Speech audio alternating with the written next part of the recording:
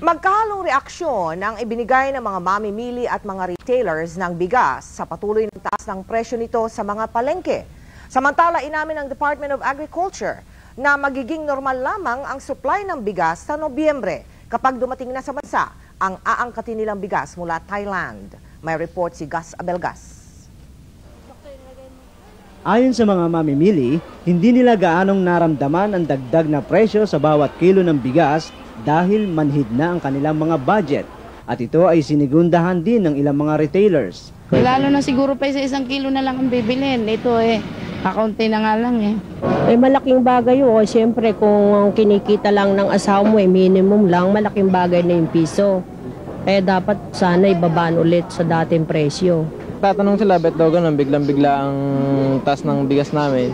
Sabi ko naman, hanggang ginawa namin ng paraan, hanggat paggawa namin hindi kami magkuha ng 10, hindi kami naglalagay, nag-alis. Ngayon talagang mataas na. Ang pagtaas sa presyo ng bigas ay epekto ng pagtaas din ng buying price ng National Food Authority. Ang dating siyam hanggang 10 piso bawat kilo ng bigas ay tumaas ng hanggang 11 at 15 pesos depende sa klase ng bigas.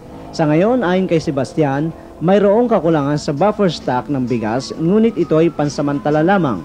When you bring in 160,000 tons, let us not make mountains out of molehills. That's only good for about 9 days. Diba? But we are targeting that we are able to unload all of this by September 30.